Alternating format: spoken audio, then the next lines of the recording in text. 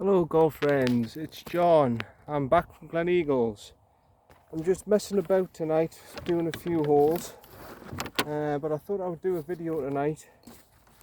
I've just got a half set, just messing about. Just thought I'd do a little video to explain to you what's coming up, hopefully, on my channel next. I'm on the third. I've just gone one over on the third hole, one over on the second and the first are hard. So, here we go. Yeah, I just want to discuss a few ideas with you. What do you think I should do? My God, it's hot tonight. I've just got my little crappy other tripod that I normally use. Can you see me? I don't know if you can see me, but well, here we go. Yeah, just a few ideas of what I mess about with. I'll just clean my shot first.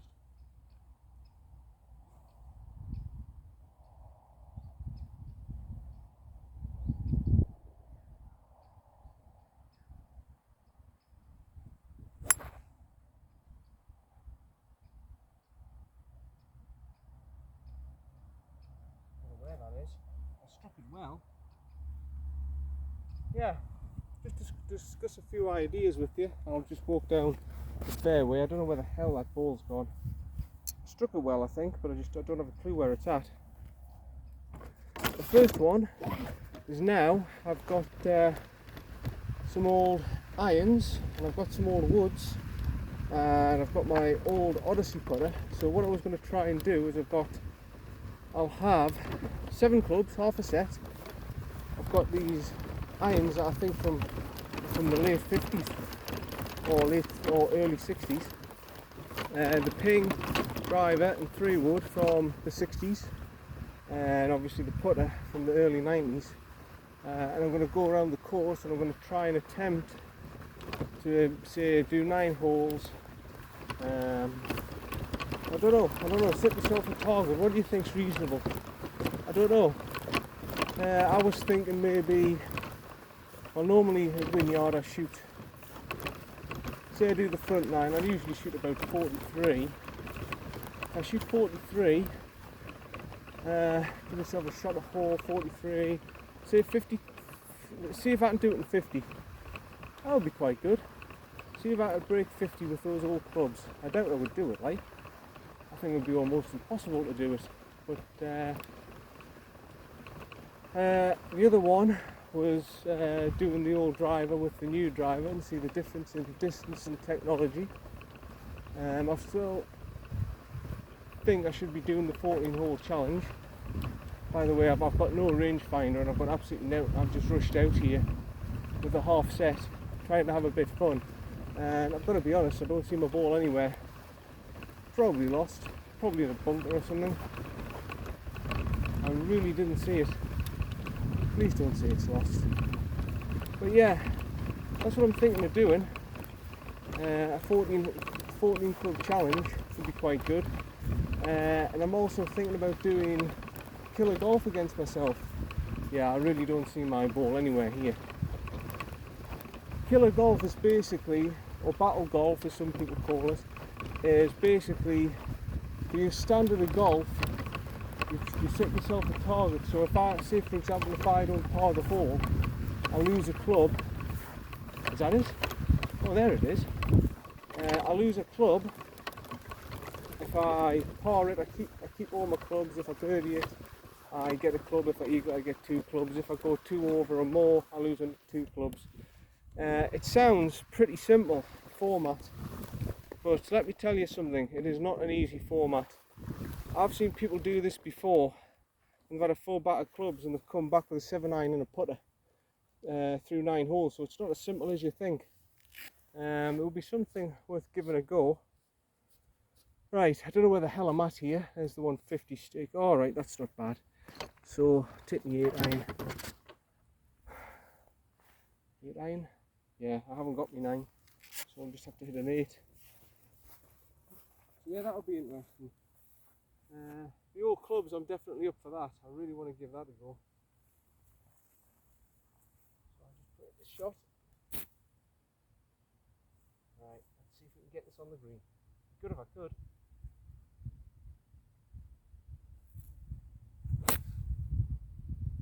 Oh, I think it is, if I can get it over that bunker.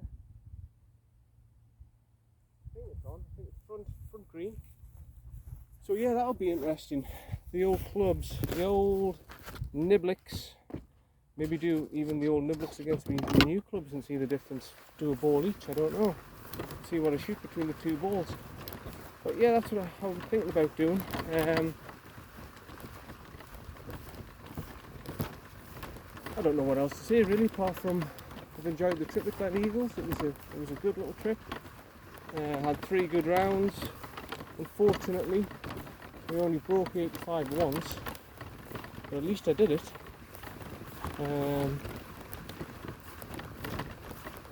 Just had a quiet day today, nothing really to report. But yeah, that's what's coming up on the channel. If there's any ideas, any comments you want to make, anything I should do, I'm going to try and stay away from the tips from now on, because I think I've covered most things with the tips and everything, and I feel a bit of a fraud if you're sort of a scratch golfer listening to me telling you what to do. So I know the vast majority out here 20 or 30 handicaps, so I'll try and do it for you guys to try and help you. But yeah, let's just try and stay away from the tips from now on. If we can, I was wanting to do a review of the balls. So this is how bad my eyesight is. I can't see where my ball is here. Couldn't have possibly gone in the bunker, could it? Could it? Because I thought that was pretty straight on the putting surface. And that's to throw right to the back.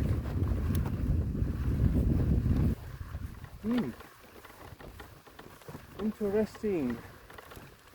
Well, I'll keep walking around, but I didn't think I actually hit it that hard to get it past the green. I thought it would just be up here somewhere. Is that the ball? Oh, here it is, So yeah, that's basically what I'm thinking of doing. I don't know if you're going to see this shot because it's up on the slope. Where the hell is the ball gone? I've lost where the ball's at. Oh, there it is,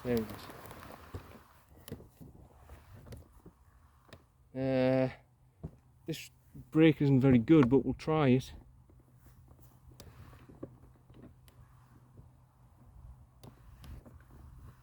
No, it's not good in the slightest.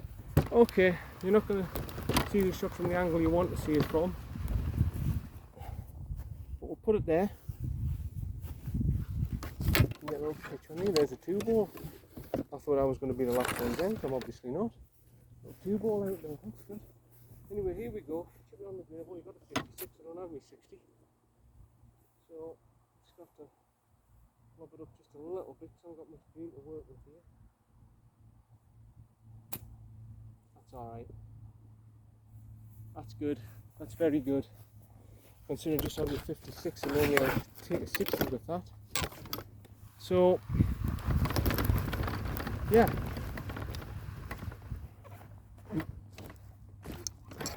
Just go over and put it. Beep, beep, beep.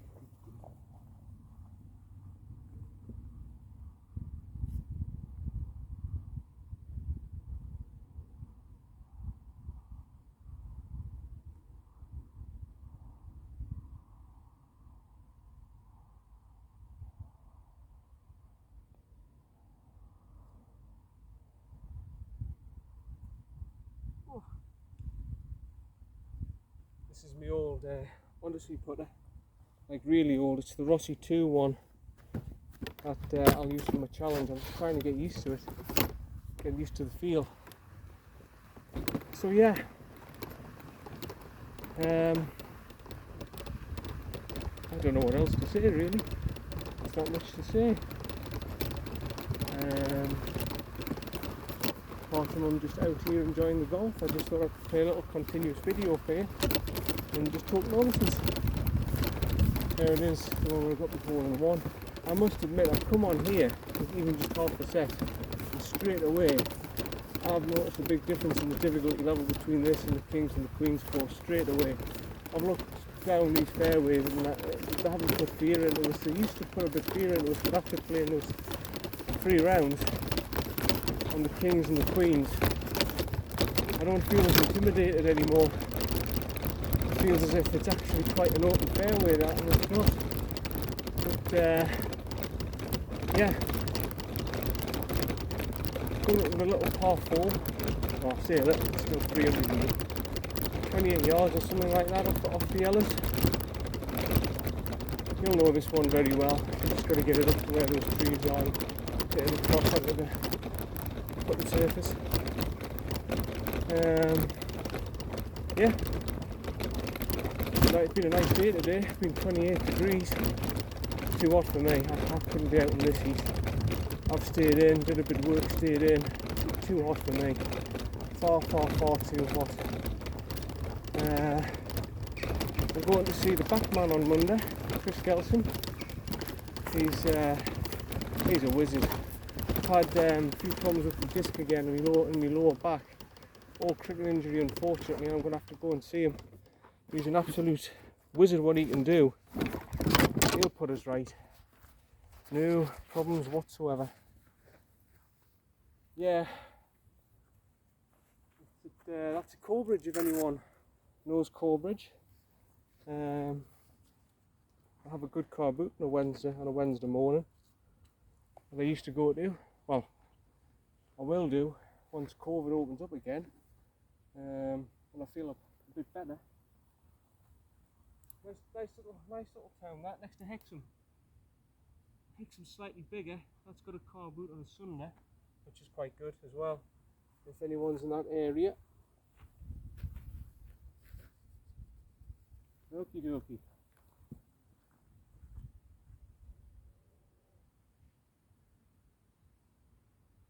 So yeah, here we go.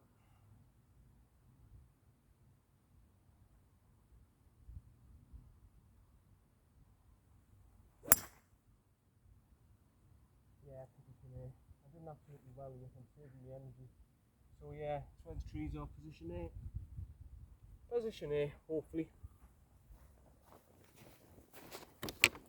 So what did you guys think of Gleneagles then? I think, was it a tough course? It was 2 tough courses I played. I didn't play the PGA.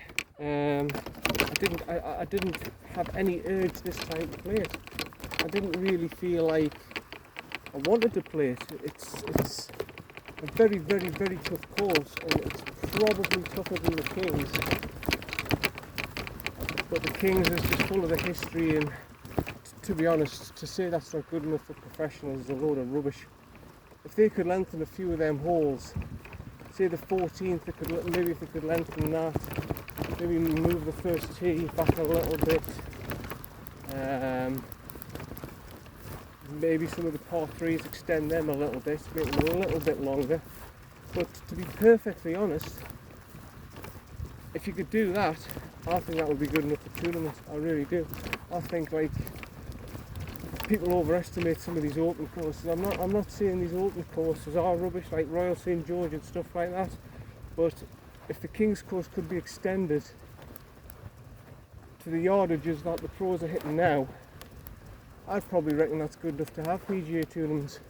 The PGA course is all about distance, and it's just difficult. It's not like natural golf, if you know what I mean. It's more sort of A to B to C golf.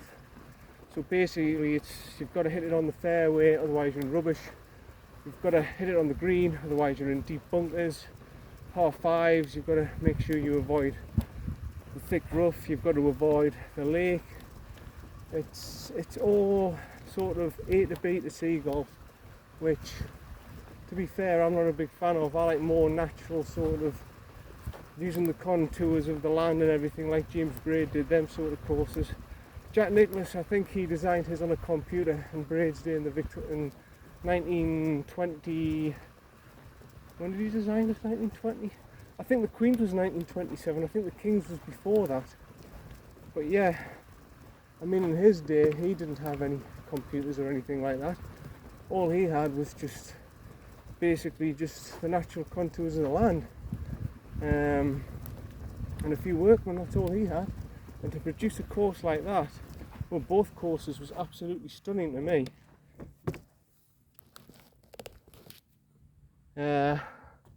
Again, I don't have a clue what the yardage is.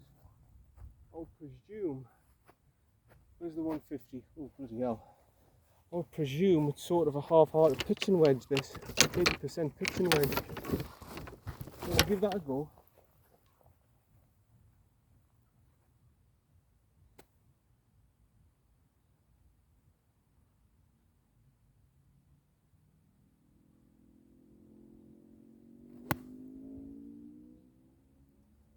Bunker. Yeah, I think it's bunker. There's too much to the left. Yeah, to design a course like that, he was a very, very clever man. I might put up the short video I did in the changing rooms in the Poplar Glen Eagles cloakroom for the gentleman's dressing room, in the halfway house. The picture with Braid, Varden, who was the other two? Fred Hurd and somebody else. I wasn't too sure who he was. But Harry Varden, he developed the Varden grip.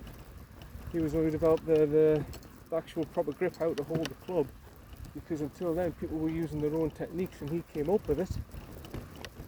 Braid was the famous Scottish course designer. He designed all the famous Scottish courses. Fred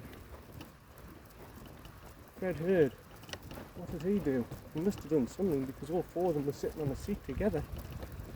Fred Hurd, I don't know.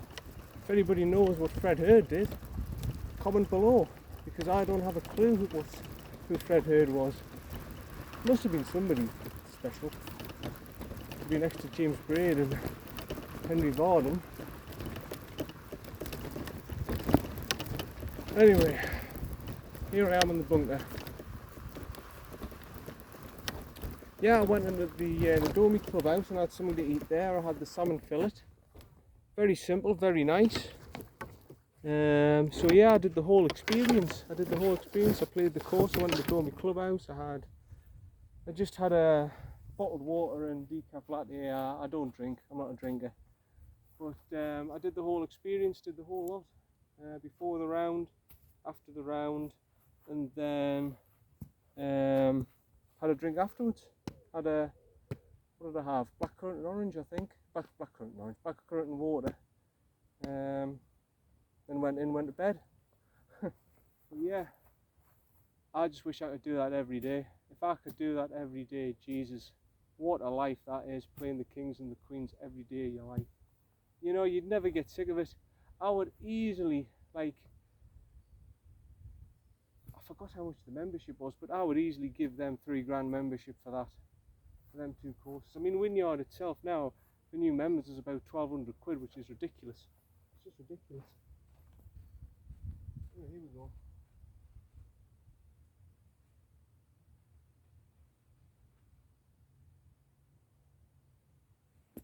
Oh. Well, that's me, used to different sand. That's all. I'm just used to different sand.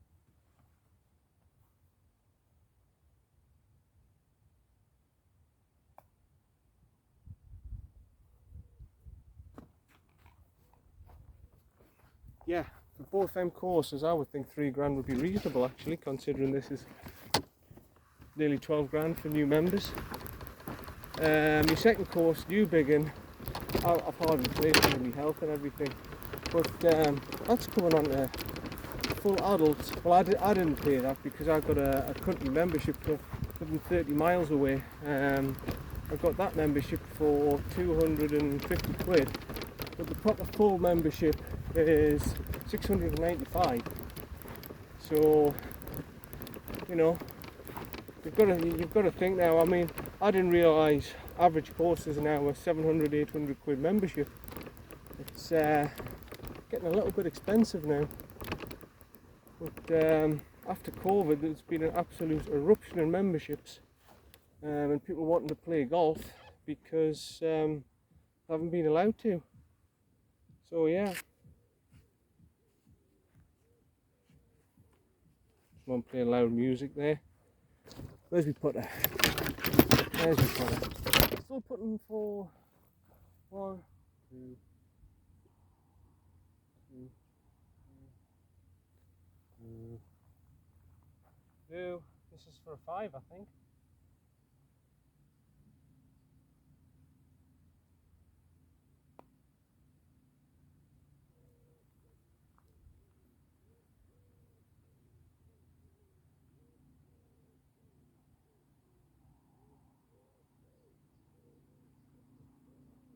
I think that's a 6. But you see how much better I'm getting the speed of the greens here than what I was at on the Kings and the Queens. I mean, the contours on those greens are just too difficult anyway to read.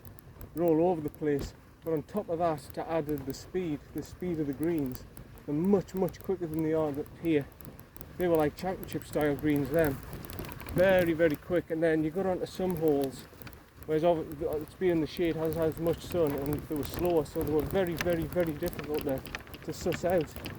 And of course with that, it doesn't just affect your putting, it affects your short game and everything. And I think that's what happened to me. I wasn't as confident as I could have been with my short game either.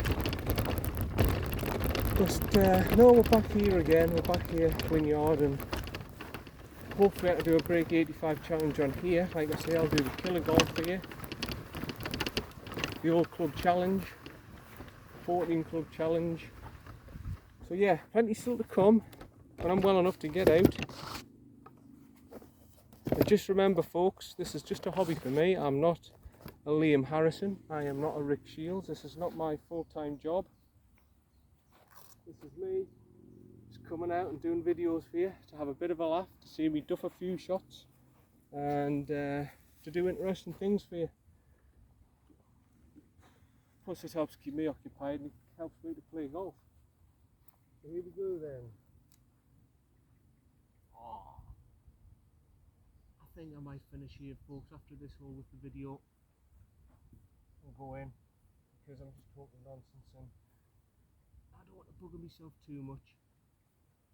I've had a busy week. Here we go.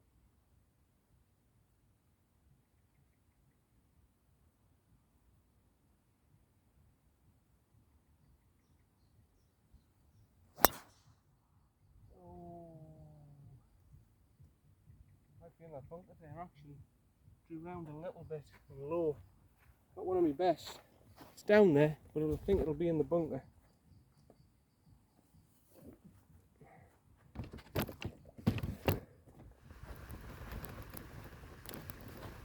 Yeah. And for my dad's birthday, I got him around at Bamburgh Castle. I mean, this is ages ago now, we're talking about a couple of weeks ago. So yeah, I brought him around at Bamburgh Castle. So he should be happy with that. I'll probably not do a video on that because he doesn't want to be on the camera. He never wants to be on out, doesn't want to be on photos, doesn't want to be on cameras. I mean, he's on Facebook, but very, very rarely does he comment on Facebook. And he's not even my friend on Facebook. He didn't want to be my friend. So there we go. That tells you something, doesn't it? Although, is he my friend? Did I add him? I don't know. I don't know. But I know he doesn't read any of my comments. Otherwise, I'm sure he would have commented on one by now. But yeah. Oh, nice tonight, isn't it? I'm happy I'm just in this bloody shade at the minute, because once that sun hits you, oh, it's hot. My sister was as yoked today. I don't know how the hell she's going to cope with the heat down there. It's even hotter down there than it was here.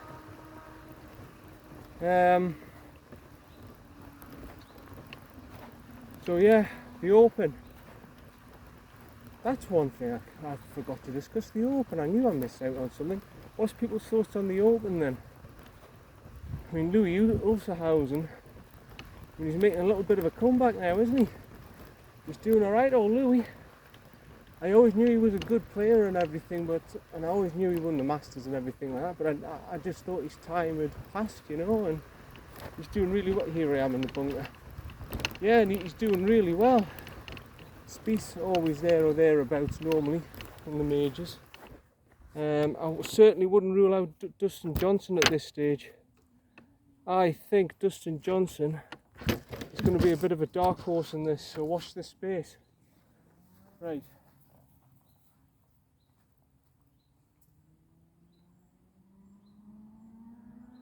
To the footbox, so I can move that.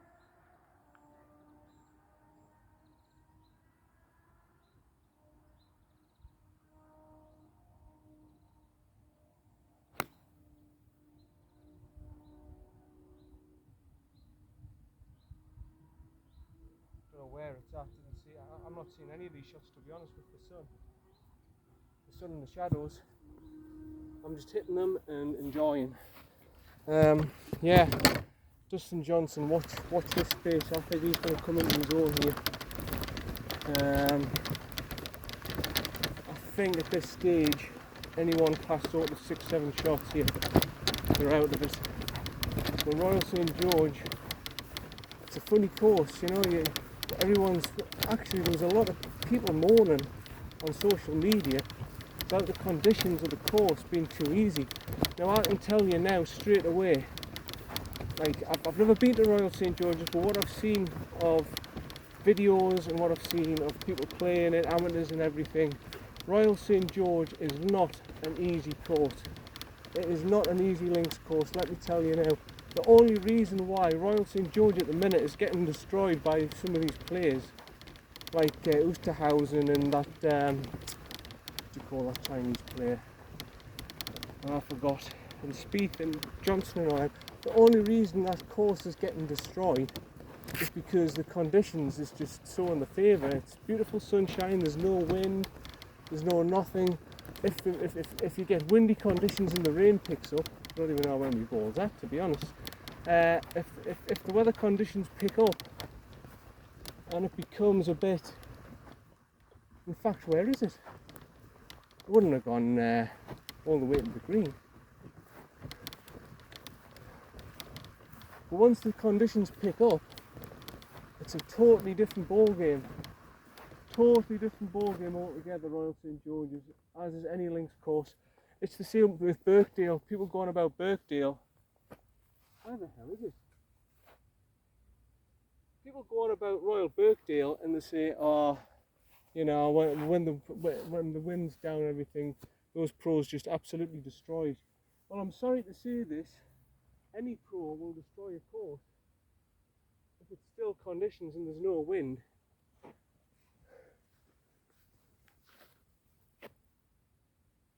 I heard a thud. I'll have to switch the camera off for a minute, folks, until I find where this ball's at, because it's a total mystery to me.